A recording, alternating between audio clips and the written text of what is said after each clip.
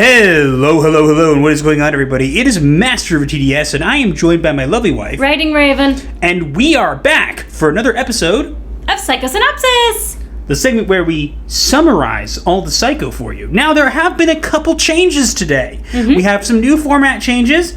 We actually have a different change to the diagnosis of the week, so make sure you stay for that. And we have some minor tweaks to the outro, which, if you want, I will give you a hint, you should watch it all to the way to the end. Yes. Because there's a little hidden thing in the end that might be cool for you guys to watch. Yes. So let us know what you think of that. Interesting topics to cover. But remember, if you guys notice a topic that we didn't cover and you want us to cover it, let us know. So we'll make sure to keep up to date on it and talk and report on it. Oh, absolutely. There was a lot that happened this week, but we couldn't fit it all into one video. Yeah. Okay, so let's jump straight in.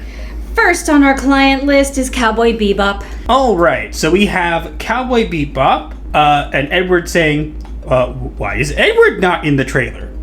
And as you can see, it says, Andrew Nemec, the showrunner for Netflix Cowboy Bebop, has promised fans of the original anime that rather than violating the series' established story, his live-action adaptation will instead serve as an expansion to the canon. Which basically means it's going to violate the series. So no. It basically means that he's going to add on to the series, which thereby ruins it and violates it. They never learn! And as you can see here, this is the live-action Cowboy Bebop thing, and of course we already have the whole issue with Faye Valentine. And yes, but they literally took the style, concept art, and even the original song from the original anime intro, which is classic and should never be touched, and made it live action. And it sucks. And why is Edward not in the trailer? He really wasn't. Yeah, they did make a couple homages to him. With the teddy bear and his walkie-talkie. And but they had the Corgi Ein in there. Why not a super smart child? Oh wait, is it because he's a redhead? Probably. That, or because I believe that they've said, like, there's something about his sexuality, or... I think he's actually a girl in disguise. What? I actually haven't gotten that far in the show, to be honest. Yeah, so don't spoil it for us. But anyways, regardless, it's just stupid that they completely removed this character. And let's be honest, they were never going to do a good job with this. Oh, absolutely not. We all know they were never going to do a good job with it. Netflix doesn't have a good track record, and they've greenlit Death Note 2, so we get to see that. Ugh. Give us back Death Note, it's the classics. Yeah, but again, not surprising. I just think it's funny that the showrunner is like, oh no, we're not going to ruin it, but we're going to ruin it. Yeah, pretty much. And then Netflix tried to so hard to make this look like the original Cowboy Bebop, and it doesn't. No, not at all. The characters look nothing like the characters, for one. And I'm sorry, but Netflix, you're being racist. Seriously. You literally took a character named Jet Black and made him black just because of his name. That's racism. Congratulations. And also, is the only reason you cast an Asian as the main character Spike because it's anime? Probably because they wanted diversity and inclusion and blah, blah, blah. The same old.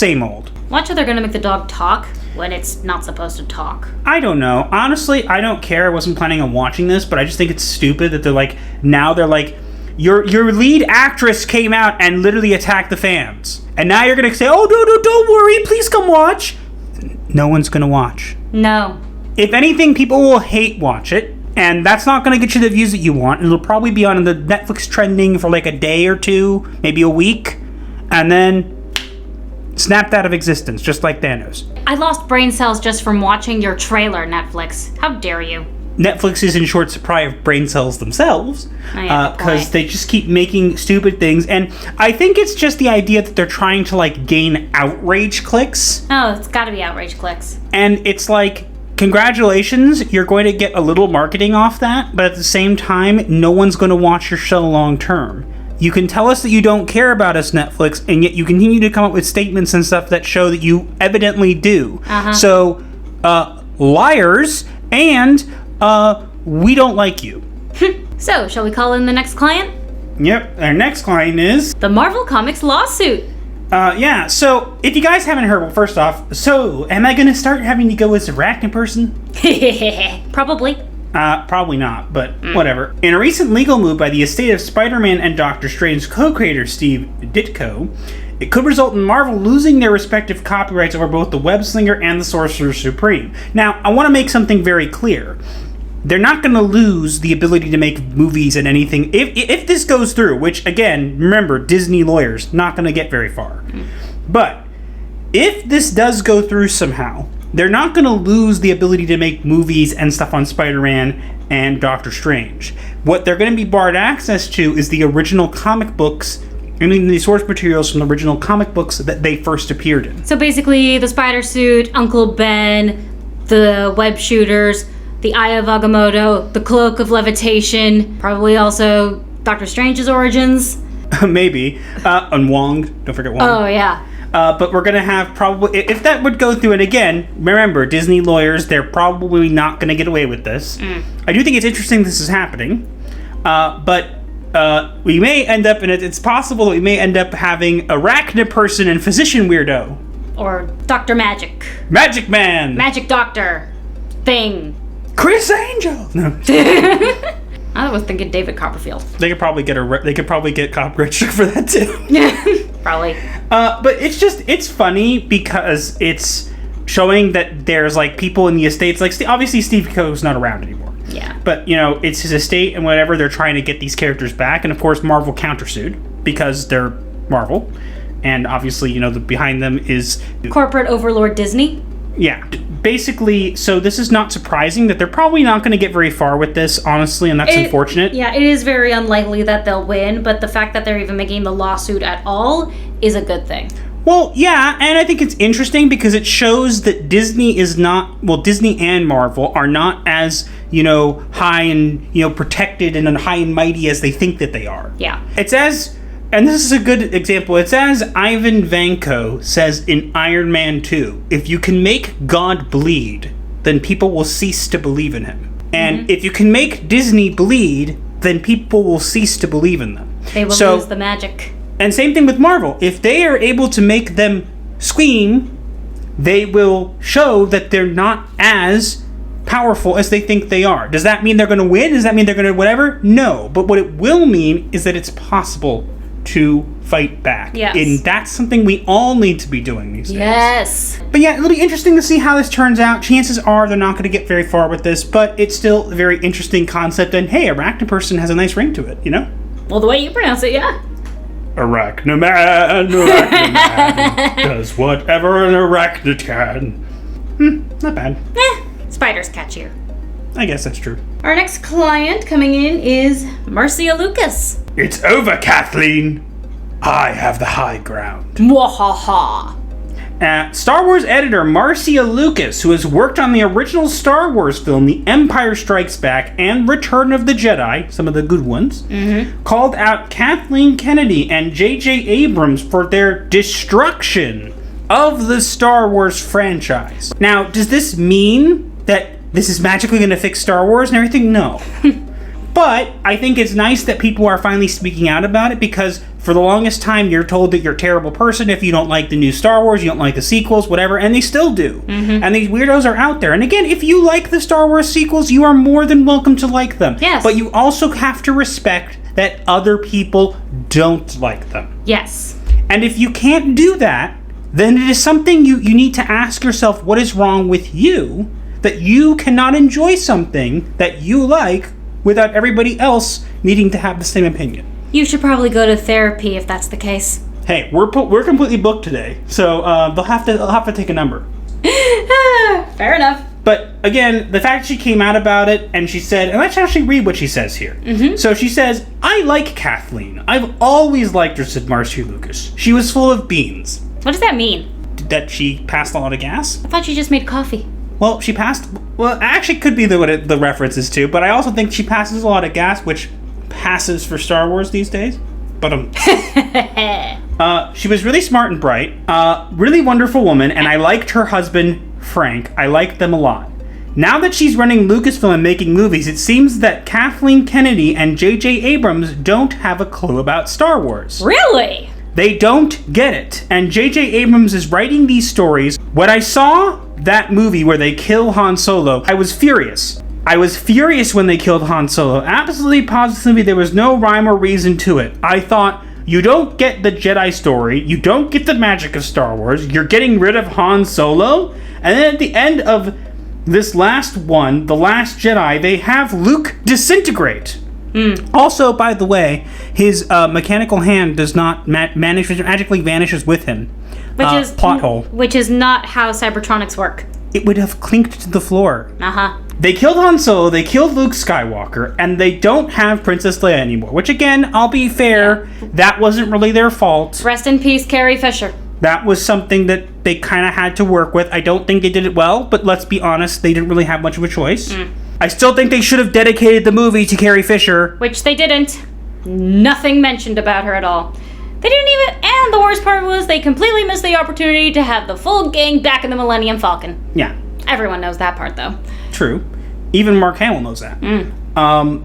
And they're spitting out movies every year.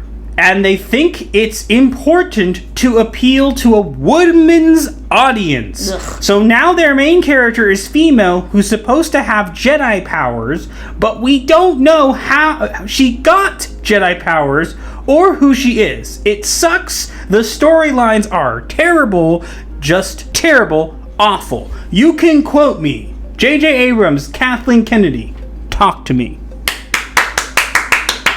I salute you, madam! Like, thank you. Sorry. Again, is this magically going to fix Star Wars? No. But it gives us justification. And again, if you like the sequel trilogy, you're more than welcome to like it. You are more than welcome to enjoy as much as you want. But please accept that there are some of us who don't like it. And understand that there are people out there who are big in the industry who don't like it. And because they don't like it, shouldn't impact your enjoyment. If it does, then you have to question why is everybody needing to have the same opinion as you so important to your enjoyment. To quote Obi-Wan, you want to go home and rethink your life. Anyway, our next client, Jedi is problematic. Oh boy, so we can unpack this one.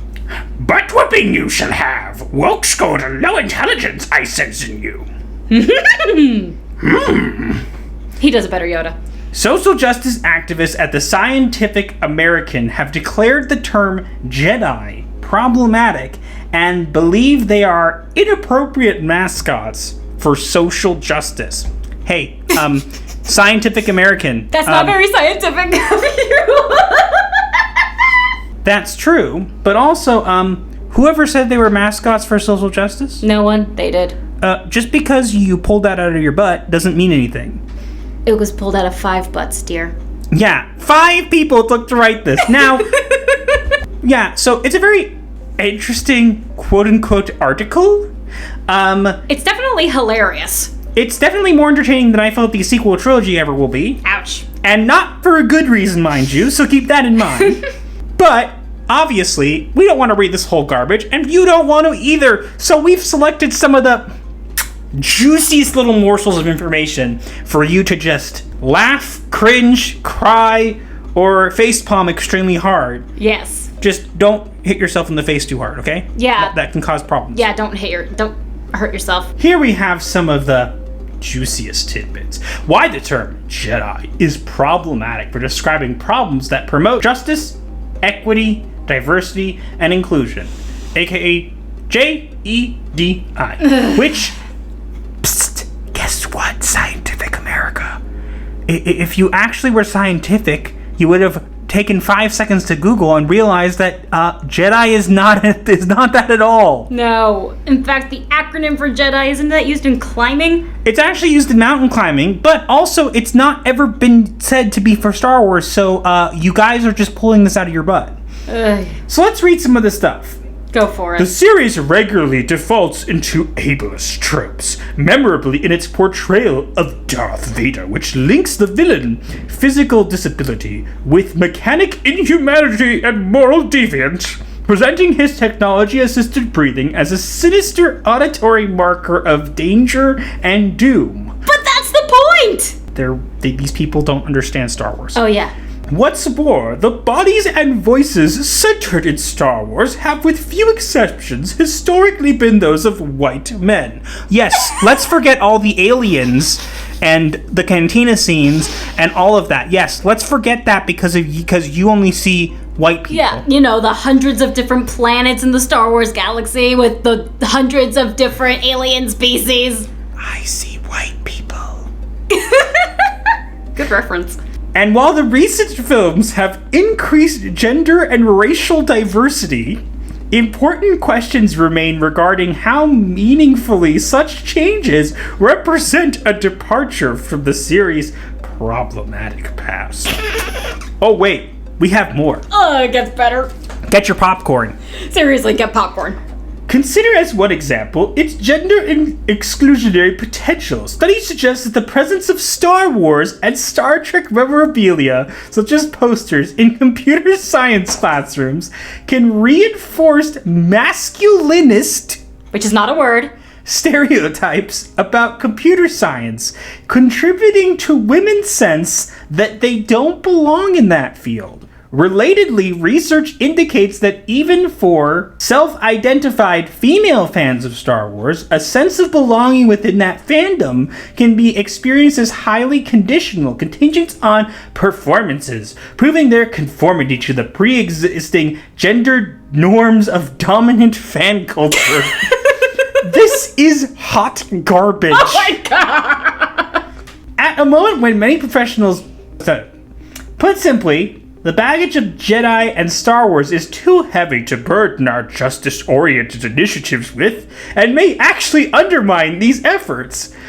If we feel that we need to have an abbreviation for labeling our commitments to diversity, D, equity, E, inclusion, I, and justice, J. Several alternatives are already available to us, including the abbreviations Dej and DJ. Like DJ, like Dijon mustard? I was thinking deja vu, but... Deja vu. I've been in this place before. Higher off the streets. Emphasis on the higher part, because the people who wrote this evidently are high. The additional dangers and distractions imposed by the label Jedi are unnecessary encumbrance that constrain and stain our even most well-intentioned initiatives. I can't believe it took 5 people to be this stupid. Oh, wait for it. Here we come. The coup de grace.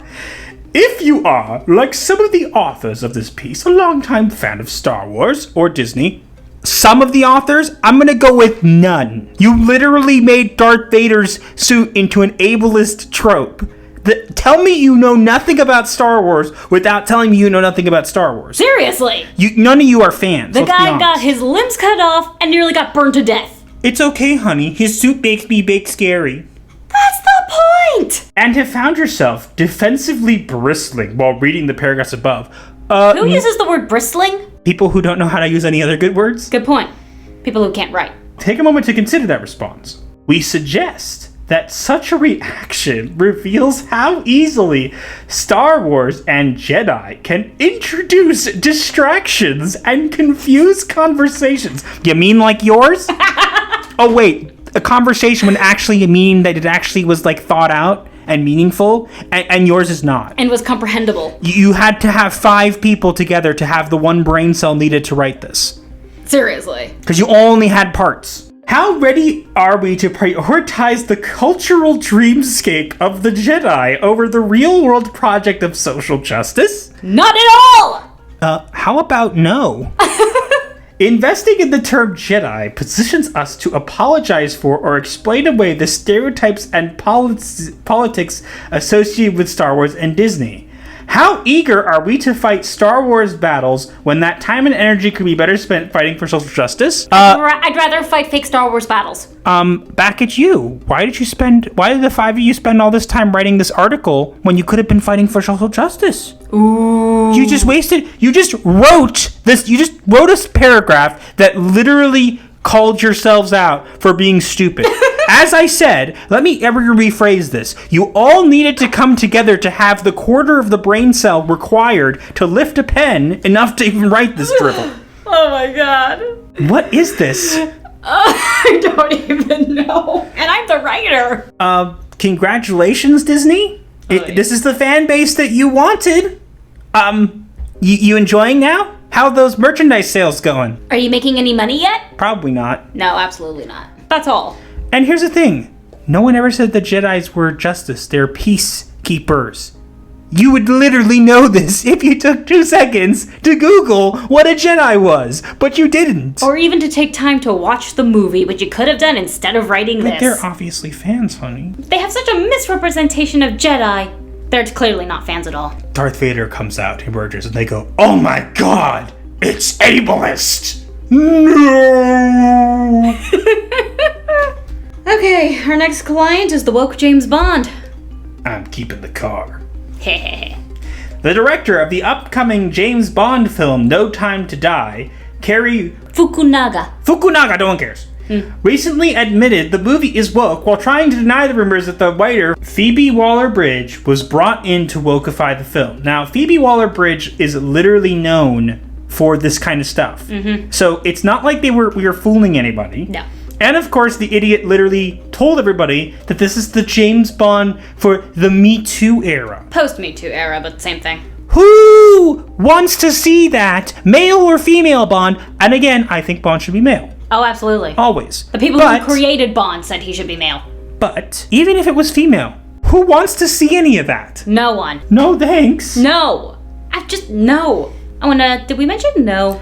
They should change the name of this film, No Time to Die, they had no time to die, but enough time to get woke. And they were talking about certain things that we're not going to bring up in the article, that things that they wanted to do to make the female 007 relatable, involving bathrooms and certain Feminine things. Because that's what people want to see. They want to see a woman coming out of a bathroom and adjusting a wedgie, because that makes her relatable, right? No. That's disgusting, and I am appalled. How about we want to see him shoot stuff and use gadgets? That's what this is about. It was never about looking relatable, whether he's... yes, the name is Bond. Excuse me, I have to move a wedgie now. Ugh. I hate it when they do things like this. Again, not surprising. It's like he was trying to hide it, and it was like, dude, it's been known for ages. Yeah. You're not fooling anybody. And then, of course, he ended up falling on his own sword and revealing that it was exactly what we said it was always. So... Loser. Thanks for confirming what we already knew, Yeah. but a little too late. And last client of the day, Russell T. Davies. Okay, so this is a big one for me. Now, Yes. I want to go into this with a disclaimer, kind of saying that here's my 2 cents on it, and you can take it however you'd like. It says here, well, isn't it just fantastic with Jodie looking really angry in the background? BBC Studios and Doctor Who announced a brand new showrunner for the series in Russell T. Davies. Now, Russell T. Davies is the person who brought back Doctor Who. Russell T. Davies literally brought back Doctor Who after its 10-year hiatus. Yes, which, again, he was very good at doing. Anything before Matt Smith was him. Yes. Which is pretty good. Now, does his coming back mean a good thing? It could. He's definitely the right person to get it back on track if that's what they're doing. Yes. However, let's be honest. They've shown multiple times that they don't care and that they don't want to. But we have heard that apparently Russell T. Davies has been fighting them to get the show back. So if that's the case, perhaps they wouldn't have to fight if they were on the same page.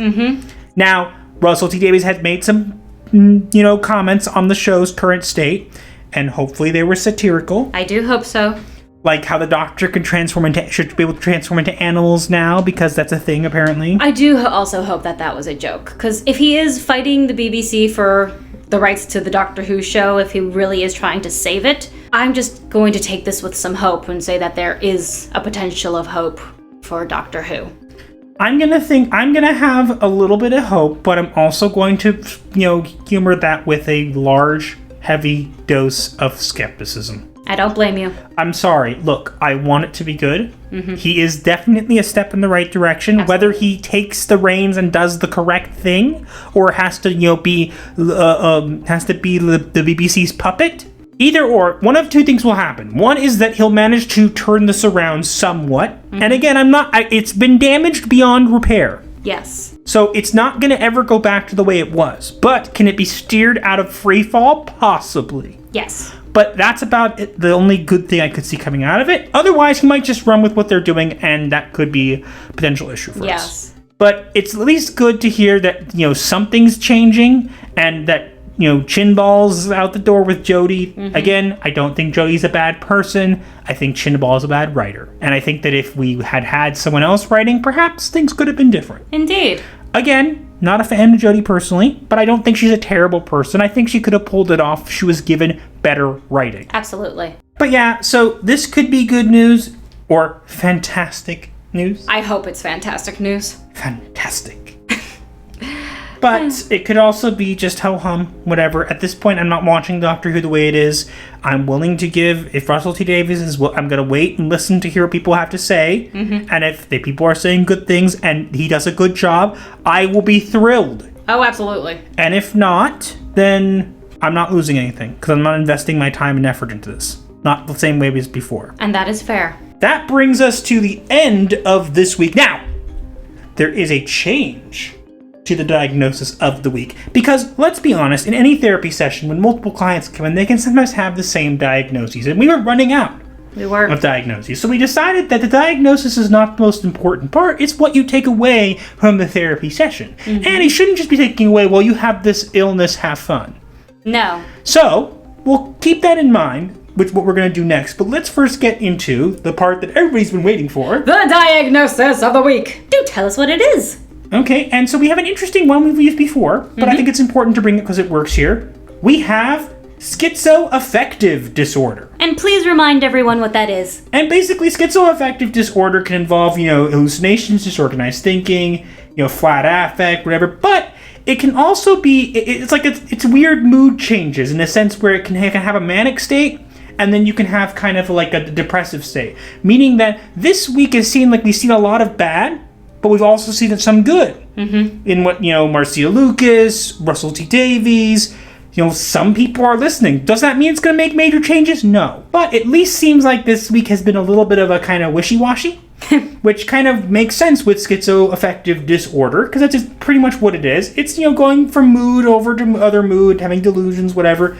None of the things we haven't seen before. Yeah. But here's the part that's different. Now, we just explained what the diagnosis of the week, and I think this one fits very well. How do we deal with this? We know what the week's diagnosis is, but what do we do? Now, we've talked a lot about this week, specifically in regards to Star Wars and all different fandoms, and some of the good news and some of the bad, as we discussed. But it seems like a lot of the fandoms that we love are being destroyed, especially when it comes to Star Wars. Specifically when it comes to some fandoms, there are actual ways that you can continue the fandom on other than what has happened. Yes. For example, Star Wars, the EU, or what's titled Legends now. You can read what people, probably actually the more better story of Star Wars. Again, you can like the Disney stuff all you want, but this is a bit different. And if you like that stuff, one of the best places for you to go is to the channel OG Star Wars. So this channel is dedicated to EU stuff, and this person knows quite a lot about the EU. Oh, yes. More than I've ever heard anybody know. She has some great chats, shows, whatever, and it's really great to hang out there. I've hung out there sometimes myself. And so for this week, what we'd like you to do is we'd like you to grab your lightsaber, jump in a speeder, and head on over to that channel and tell them Gothic Therapy referred you. Indeed. Yeah, so that is our remedy for the week. You don't just get a diagnosis, now you get a cure. It's up to you whether you choose to take it, though. And if you don't, you can't complain about it. Got it? Yeah, so that's all for this week. Let us know what you think about the remedy for the week. Also, make sure to like, share, comment, and subscribe with notifications on so you do not miss your weekly therapy session. Because you will be charged otherwise. Also, follow us both on Twitter at Master of the TDS and at Writing Raven 2. Also, follow me on Wattpad at Gothic Writer 613. And also, we both now have an Instagram for Gothic Therapy as well. At yt.gothic.therapy. And I have an Instagram as well. I don't use it very much. It's kind of a backup account at Master of the TDS. And if you have not yet, we also have a Discord. You can join the clinic. Please do. It is fun in there. Join the clinic. Seriously. I'm going to be doing some work on that in the next couple weeks and so please make sure to join when you get the chance. And yeah. Yeah, if you'd like to reserve your sanity, come and join our clinic. All right. So yeah, that is all for this week, and we will see you next time. Gothic Therapy, out.